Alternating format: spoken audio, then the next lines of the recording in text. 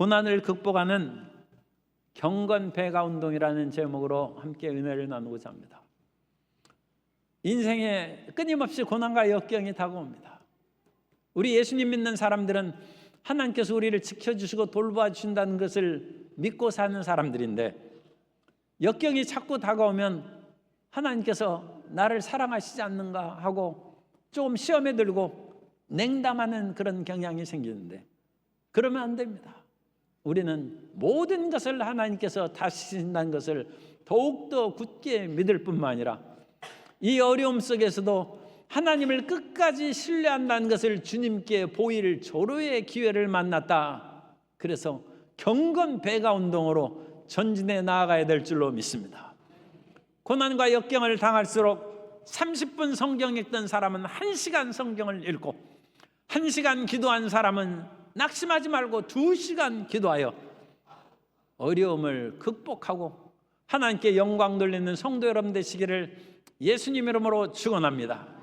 첫째로 우리는 구약에서 고난을 극복한 위대한 인물들을 우리가 살펴보면 그들은 더욱더 충성했다는 것입니다. 아브라함이 믿음의 조상인데 아브라함의 삶의 배경을 우리가 자세히 살피지 않아서 그렇습니다만, 창세기 12장에 하나님께서는 본토 친척 아비집을 떠나 내가 내게 지시할 땅으로 가라고 명령하셨고, 아브라함이 그 말씀을 따라서 가나안으로 오는 이야기가 기록되어 있습니다. 그런데 11장에 보면 아브라함이 살던 시대가 우르 사망조 시대로 수메르 문명의 마지막 왕조입니다. 나라가 문명의 말기적인 현상으로 퇴폐하고 어렵고 고통이 가득한 그 시대에 아브라함이 태어나서 살고 있었어요. 나라가 기울어가니까 사업도 안 됩니다. 참 희한하게도 아브라함의 아버지 데라는 우상 제조업자였어요. 그래가지고 이 우르에는 달의 신, 난나라고 하기도 하고 신이라고 하는 달의 신을 섬기는 큰 신전이 있었고, 그래서 이 신전에서 봉사하는 여러 가지로 많은 사람들이 유익을 이었는데, 나라가 기울어가니까 거기에서 일하는 사람들도 실업자가 생기고 먹고 살기가 힘들어요. 그래서 아브라함의 가족이 그 아버지가 하란으로 이주한 것입니다. 하란에도 그 달의 신의 큰 신전이 발굴됐어요. 직업상 옮긴 것이죠.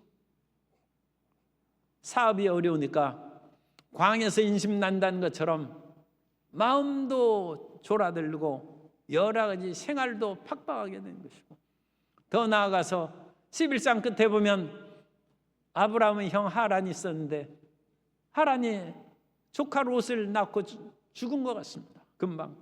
따라서 이 조카 롯을 아브라함과 사레가 맡아서 키우고 가나안에 올 때도 데리고 왔어요.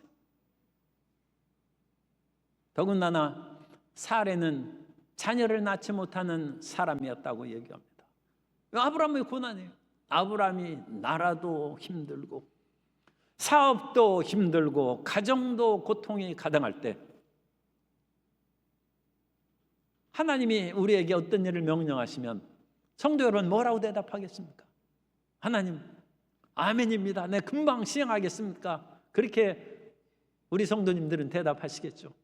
그런데 또 일부 시험에 든 사람은 하나님 뭔가 좀 해주는 것이 있고 일을 시키셔야죠.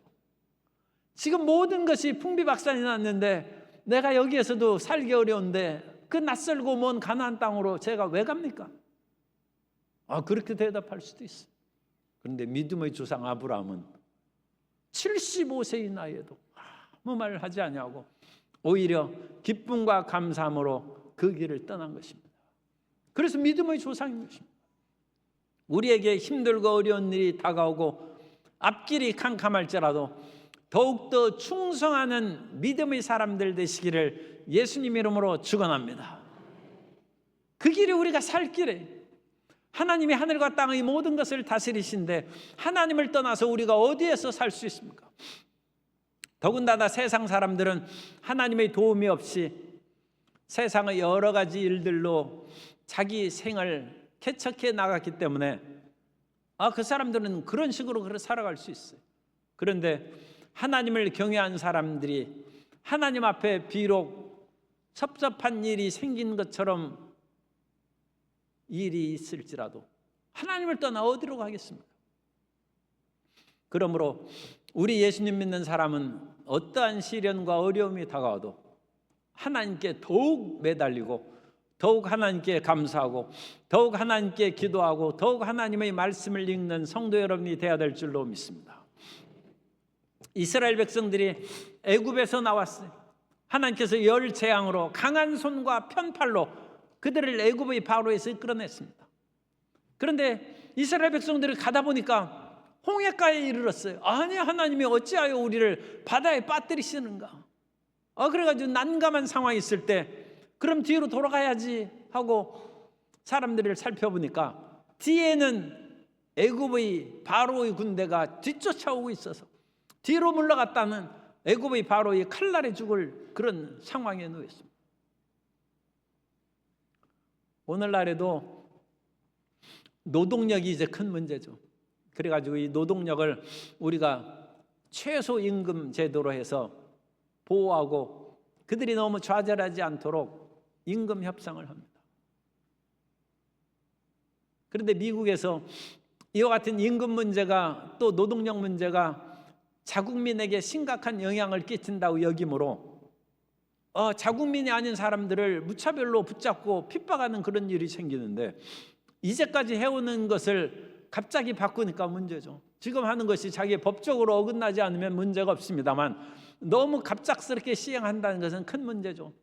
그렇기 때문에 지금 미국의 그런 샌프란시스코 주에서 농작물 생산하는데 이주 노동자들이 일을 안 한다는 거예요. 왜? 언제 붙잡혀갈지 모르기 때문에 그 속에는 여러 가지 좀 문제가 된 사람들도 있겠죠. 그런데 영주권을 가진 사람들도 체포하는 그런 일이 생기기 때문에 아예 사람들이 안 움직여서 농작물이 썩어가도 수확을 못한다는 것이 뉴스에 나왔어.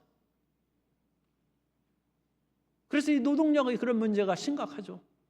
그런데 애굽의 바로가 그야말로 노동 임금 최저임금도 주지 않냐고 자기들이 언제 어디서 낮이나 밤이나 마음대로 쓸 수 있는 노예의 이스라엘 히브리 민족을 순식간에 자유와 해방을 주셔서 내보내니까 이거 큰일 났어. 그 당시 아마 애굽에서는 장자의 죽음으로 말미암아 통곡 소리가 났을 뿐만 아니라 그 다음 날 아침부터는 아마 일거리, 노동 모든 거리에 큰 어려움을 겪고 일 안 해보던 애굽 사람들이 일을 어찌할까 아마 당황하는 일이 생겼을 거예요. 그래서 바로가 이래서는 안 되겠다. 내가 하나님 앞에 10번이나 맞았지만 지금 앉아 죽느니 붙잡아 와가지고 다시 매를 맞더라도 내가 잡아와야 되겠다. 아마 그런 생각을 했을 거예요. 그래가지고 애국 군대들이 이 히브리 민족을 이스라엘 백성들을 붙잡으려고 지금 달려오고 있습니다. 이런 난감한 상황이 있을 때 우리가 이스라엘이라면 어떻게 하겠습니까? 하나님 왜 우리를 칼날에 죽게 하시렵니까? 아니면 바다에 빠뜨려 죽게 하시렵니까? 그렇게 탄식해봤자 아무 해결책이 없어요. 이왕 하나님께로부터 시작하는 것인지 하나님께 부르짖어야 됩니다. 그래서 이스라엘 백성들이 부르짖고 모세가 하나님 앞에 기도하여 그 지팡이를 홍해바다 위로 내어 밀매 바다가 갈라졌다. 이 세상에서 우리가 얻을 수 있는 생명의 자원은 하나님께로부터 나옵니다. 지금 경제가 어렵고 IMF 때보다 더 어렵다는 얘기도 나오는데 맞는 얘기입니다. 그러나 그것보다 더 중요한 얘기가 있습니다. 하나님께로부터 나오는 것입니다.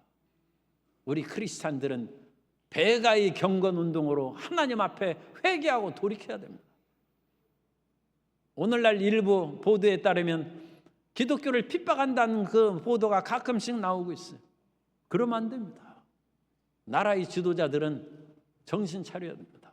나라의 지도자들은 하나님을 경외하는 사람들을 더 돌보아줘야 됩니다. 어려운 군사적으로 최고도 아니고 경제적으로도 최고도 아니고 그러면 모든 것을 다스리는 하나님을 의지하는 것이 지혜로운 지도자의 그런 나라 다스리는 길인 것입니다.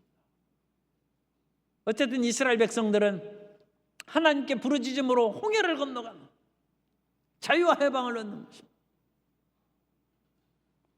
이 세상에 힘들고 어려운 여건이 다가온다 할지라도 우리는 물러서지 아니하고 끝까지 하나님을 경외하여 전진해 나아가는 자녀가 되어야 될 줄로 믿습니다.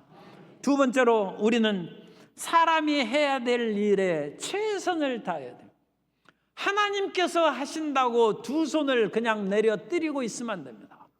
누워서 감 떨어지기만을 바라보면 그것이 감이 떨어지겠습니까? 옛말에도 지성이면 감천이라고 했어요. 열심히 자기 해야 할 일을 할 때 하나님께서 돕는 것입니다. 하늘은 스스로 돕는 자를 자기 자신이 열심히 일하는 사람을 하나님이 돕는다는 것입니다. 그러므로 우리는 힘들고 어려울수록 우리 자신에게 맡겨진 일을 수행해야 됩니다.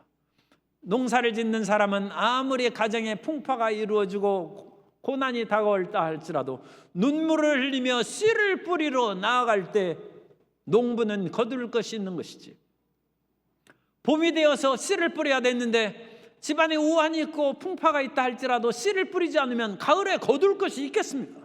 하나님은 왜 가을에 거두지 못하게 하십니까? 하나님을 원망하면 안 되죠. 자기가 봄에 씨를 뿌리지 않았기 때문입니다. 사람이 해야 될 일을 해야 되는 것입니다. 논산에 가면 충남 논산 가야곡면 함정리에 혹시 여러분 가실 분이 있을까 싶어서 내가 자세히 얘기해 줍니다. 강흥정 선생의 효암서원이 있어요. 효암서원이 충남도 문화유산으로 지정되어 있는 효암서원입니다. 효자 이야기예요. 이 강흥정 선생은 사람이 부모님이 늙으면 생로병사를 겪기 때문에 이제 당연히 병이 들고 아프기 마련이죠. 그런데 저도 마찬가지입니다만 어릴 땐 철이 없어요. 부모님은 늙으면 돌아가시는 것으로 당연히 생각할 수도 있어요. 우리 교회학교의 자녀들도 그렇게 부모님이 연세가 많으니까 아프고 돌아가시겠지, 그렇게 생각할 수 있는데 효자는 그렇게 생각 안 합니다.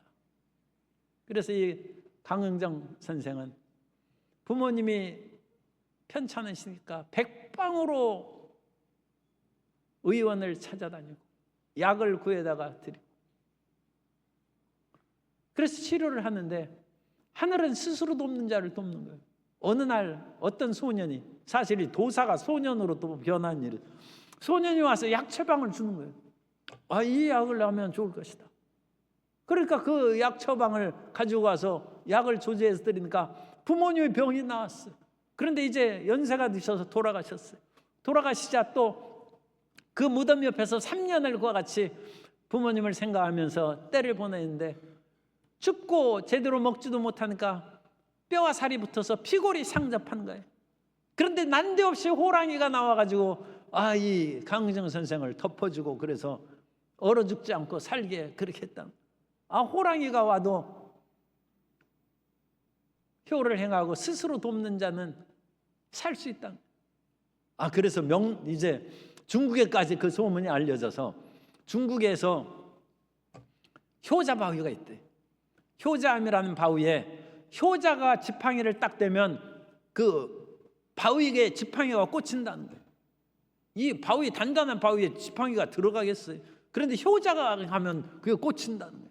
마치 진흙 속에 지팡이를 넣는 것처럼 단단한 바위에 지팡이가 꽂힌다고 해서 한국에 이와 같이 유명한 효자가 있다, 데려오라고 해가지고 황제 앞에서 지팡이를 꽂아보라는 거예요. 그래도 꽂았더니 지팡이가 싹 들어가는 거예요. 한국에 진짜 효자가 있구나 해서 큰 상을 받았다는 얘기가 전하고, 그로 말미암아 효암서원. 그래서 제가 효암서원은 그 구체적인 이름, 장명, 이름이 어떻게 해서 유래됐는지 찾아보지 않아서 모르겠는데, 혹시 효자 바위 그것을 따서 효암서원이라고 했으면 더 이제 이런 유래하고 어울리는 것 같다, 그런 생각을 합니다. 어쨌든 효암서원이 그렇게 생각합니다.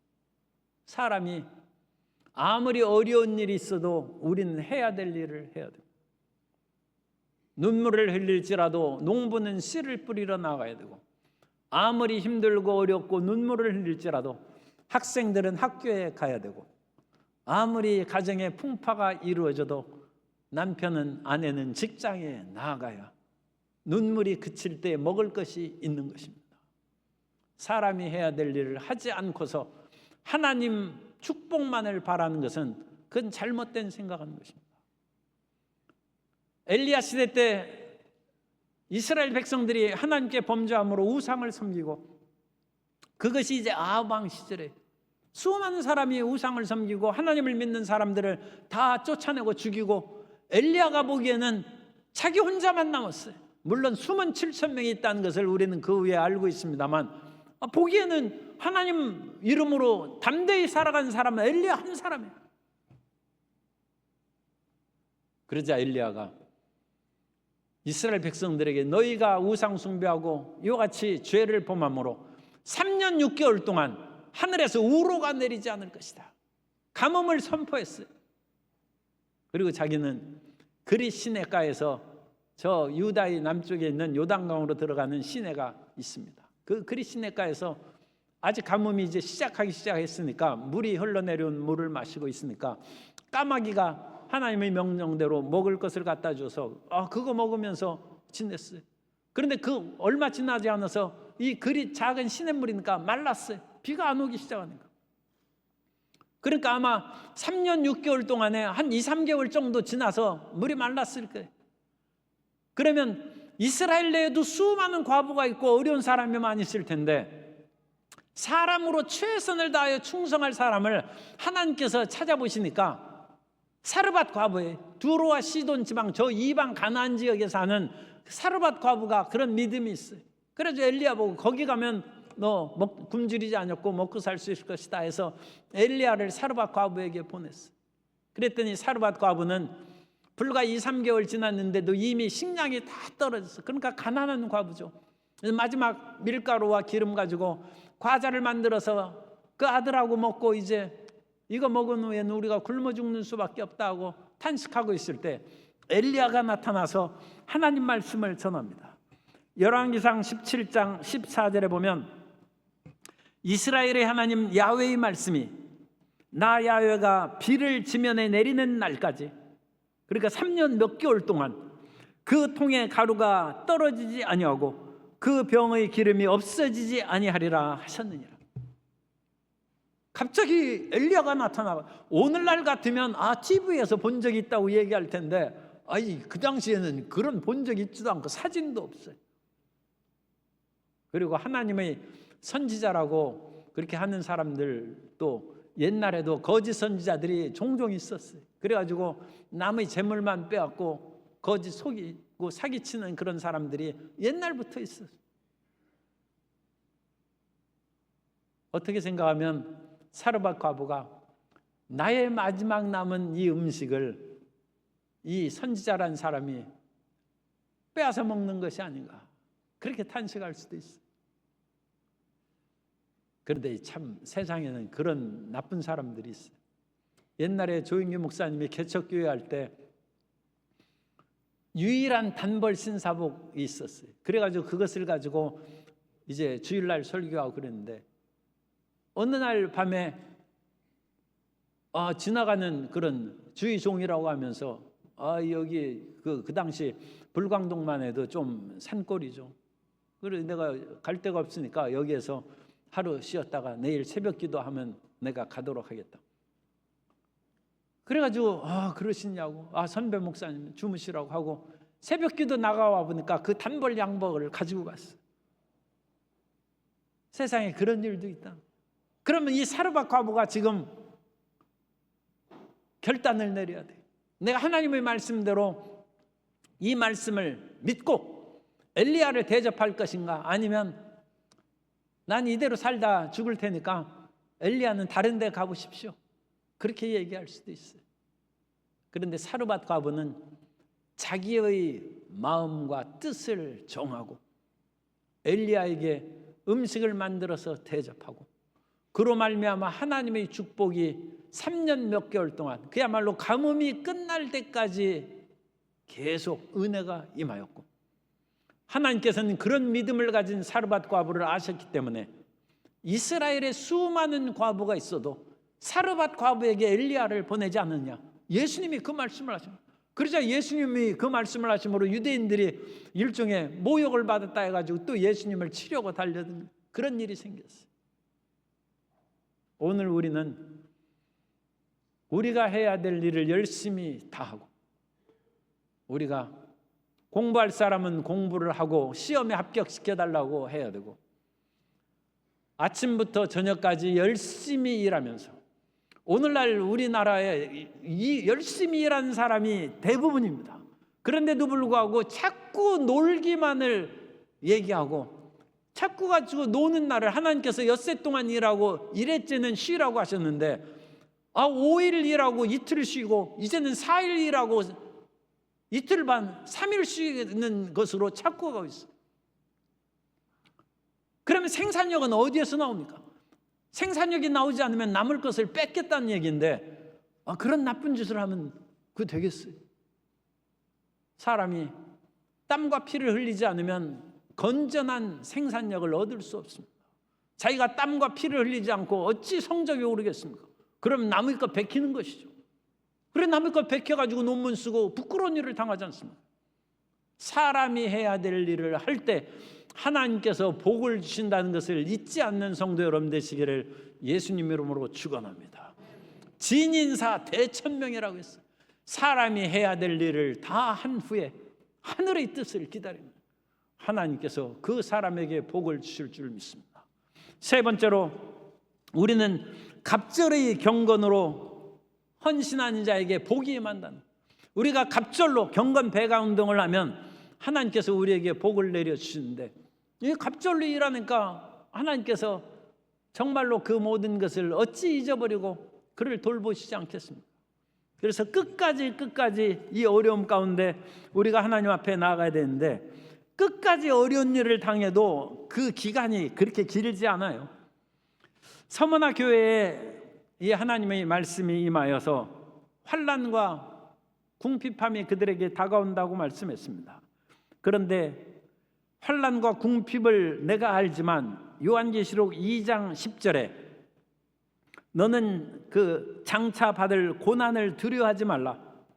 볼지어다 마귀가 장차 너희 가운데서 몇 사람을 옥에 던져 시험을 받게 하리니 너희가 10일 동안 환난을 받으리라. 내가 죽도록 충성하라. 그래야면 내가 생명의 관을 내게 주리라. 몇 사람은 옥에 던져서 시험을 받는 큰 환난이 있어요. 그런데 그 환난의 기간이 10일 동안에 10일. 요한계시록에는 3년 반 이야기가 전 3년 반, 후 3년 반 나오고 7년 공중혼인잔치 있을 기간 동안에 이 지상에서는 전 3년 반의 환난이 있고 후 3년 반의 환난이 있다. 그것이 요한계시록에 기록되어 있습니다. 그런데 이 3년 반은 성도 여러분 긴 기간이겠습니까? 짧은 기간이겠습니까? 요한계시록에서 나오는 메시지에 하면 3년 반은 짧은 기간이에요. 이 세상에서는 옛날에 군대 3년 가면 고무신 거꾸로 신는다고 해서 너무 기다릴 수 없는 기간으로 생각하는데, 요한계시록에서 3년 반은 짧은 기간이에요. 짧은 기간 고난을 참으면 너희가 세세토록 그리스도와 함께 왕노릇하리라. 세세토록과 3년 반이 서로 대조가 되는 것입니다. 하나님께서는 우리에게 그렇게 긴 동안 우리를 괴롭게 하지 않습니다. 욥이 얼마나 괴로웠는지 성경의 기간은 안 나타 있죠. 그러나 아마 3년 반 이하로 고난을 당했을 것입니다. 그런데 이 서머나 교회는 10일 동안에 10일 사람이 감당치 못할 시험당함을 허락하시지 않으셨나니 하나님께서는 시험당할 즈음에 능히 피할 것을 너희에게 또한 주어서 시험을 감당하게 하신다고 했습니다.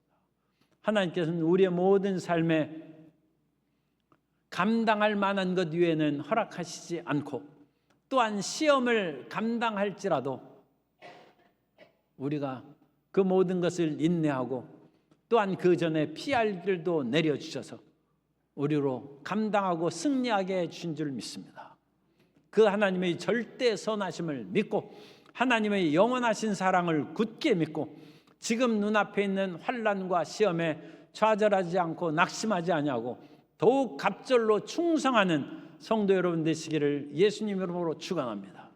그러면 하나님께서 왜 우리에게 시험을 주셔서 갑절로 충성하게 하시느냐? 오늘 본문 말씀을 보면 로마서 12장 1절에 그러므로 형제들아 내가 하나님의 모든 자비하심으로 너희를 권하노니 너희 몸을 하나님이 기뻐하시는 거룩한 산제물로 드리라. 이는 너희가 드릴 영적 예배니라. 몸을 하나님께 영적 예배로 드리라고 했어요. 이 몸은 물질입니다. 우리 소마로 돼 물질입니다. 우리는 하나님이 영이시니까 신령과 진정으로 예배드려야 된다는 것을 잘 알고 있습니다. 그런데 이 몸으로 드리라는 것은 우리의 마음으로 영으로 드리는 그와 같은 예배가 생활 속에서 구체화되도록 하나님을 섬기라는 것입니다. 그러므로 교회에서만 하나님을 예배하지 말고 우리 몸이 하나님을 섬기는 것이 배어서 우리 몸이 직장에서도 하나님을 예배하는 것처럼 움직이고 가정에서도 움직이고. 옛날에는 그런 얘기가 있었어요.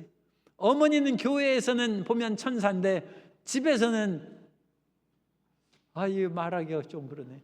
집에서는 이제 마녀 비슷하다. 뭐 이제 그런 식이죠. 그래가지고 이 교회 학교 아이가 시험에 들어가지고 그런 말을 한다네요. 어머니는 교회에서 봉사복 입고 다 그럴 때는 천사에서 그때 돈 달라고 하면 금방 주는 거예요. 그런데 집에서 하면 시끄러워 하면서. 그런데 몸으로 예배드리라면. 제가 항상 피아노로 얘기합니다. 바이올린이나 우리 타악기라든지 그거 다 마찬가지. 우리 토요 카라 예술학교에서 드럼을 이제 토요일마다 그렇게 치는데 제가 선생이 시범 보이는 거하고 학생이 치는 거하고 이제 소리가 달라요. 왜? 가르치는 선생님이 하는 그 모든 것은 음률과 그 모든 것이 그냥 막 이제 타악기를 두드리는 것이니까 무슨 곡을 치는지 제가 모르죠. 그런데 그 속에 기쁨이 있고 뭔가 흥이 생겨. 내 몸을 움직이게 하면 흥이 나. 그런데 배우는 학생이 치면 시끄러워. 몸이 피곤해. 몸이 재질로 흥겹게 움직이질 않아요. 그러니까 어떤 악기를 연주하는 사람도 우리 몸에 생명과 힘을 율동을 움직이게 하는 사람은 잘하는 거예요. 그 음이 다른 사람의 몸에 힘과 생동력을 주는, 예배가 우리 몸에 생동력을 주고 힘을 주어서 교회 안에서 은혜 충만함을 받고 가정을 생명으로 충만하게 하고 직장으로 생명을 충만하게 하는 성도 여러분 되시기를 예수님 이름으로 축원합니다. 그것이 헌신의 축복이요 곧 자유입니다. 하나님을 예배하는 것을 몰두하면 자유함이 있게 된다. 악기를 다루는 것으로 얼마나 힘든지 몰라요. 옛날에 내가 고등학교 때 선생님이 하도 강요를 해서 기타를 내가 배웠는데 이 손이 파랗게 다 죽었어요. 그래서 손톱을 다 이렇게 손톱이 파들어 가더라고. 제가 손톱을 잘 안 깎는데 그래가지고 할 수 없이 손톱을 다 깎았어요. 그런데 그렇게 파랗게 멍들고 손톱이 쭈그러들으니까 이제 잘 하는 곡은 자유함이 생기잖아요. 십계명이 우리에게 고통을 준다고 생각하는 사람이 있는데 십계명 정도는 우리 몸에 익숙해지면 우리 마음에 아무 거칠 것이 없어요. 자유를 줍니다. 사람이 수영을 다니다가 보면 수영을 보면 물을 무서워하는 사람들이 얼마나 떠는지 몰라요. 그런데 그거에서 열심히 수영을 공부하고 그거야말로 몰두하는 것이죠. 자기 머리를 물속에 집어넣어요. 물속에 집어넣어도 안 죽습니다. 겨우 10초 물속에 들어갔다 이렇게 나와서 숨 한 번 쉬는 것인데 1분도 참을 수 있는데 10초 물에 들어간다고 죽겠습니까? 그런데 수영 처음 배우는 사람은 10초라도 들어가면 죽는 줄 알아요. 그러니까 수영 배우는 것이 힘들어요. 자기 몸을 그냥 물속에 맡기는 거예요. 10초에 들어가고 잠깐 1초에 숨 한 번 쉬면 끝나는 거 아닙니까? 그렇게 해서 수영을 배우면 물이 두려운 것이 아니라 물속에서 떠오르고 물속에서 자기 원하는 대로 갈 수 있다는 자유함이 생기는 거죠. 우리가 하나님을 믿는 것이 힘들고 어렵고 예배드리고 성경 읽는 것이 힘들 그런 때에도 우리가 성경 읽는 거에 몰두하면 자유함을 얻는다. 유대인의 랍비들은 얘기합니다. 내가 하나님의 말씀을 읽고 묵상하여 그 말씀이 너희 속에서 흘러 넘치면 그 말씀을 지킬 수 있느니라. 그게 말씀의 자유입니다. 헌신에는 자유가 따릅니다. 어떤 이 세상의 모든 일에도 헌신하면 자유가 따릅니다. 그 자유 중에서도 영적인 자유, 하나님 앞에서 계명의 자유, 그리고 신앙의 자유, 그 기쁨을 누리는 성도 여러분 되시기를 주님 이름으로 축복합니다. 이 세상에서 고난은 없을 수 없습니다. 그러나 그 고난이 다가온다 할지라도 뒤로 물러가면 안 됩니다. 이미 우리가 하나님 앞에 삶을 시작했은즉 하나님 떠나서 살 수는 없습니다. 그러므로 이왕 우리가 하나님 앞에 바쳐진 몸인즉 어떠한 환난이 다가와도 더 하나님 앞에 가까이 충성을 나가서 경건히 배가 운동으로 나아가고 사람으로 해야 될 일을 모든 것을 다하면 어느 순간에 우리는 성경 읽고 기도하는 것에서 자유함을 얻게 되고 하나님을 생각하면 마음에 참 기쁨과 자유와 평화가 임하는 주의 자녀가 될 줄로 믿습니다. 그러한 은총으로 경건 배가 운동에 참여하고 전진해 나아가는 우리 모든 성도님 되시기를 예수님 이름으로 축원합니다.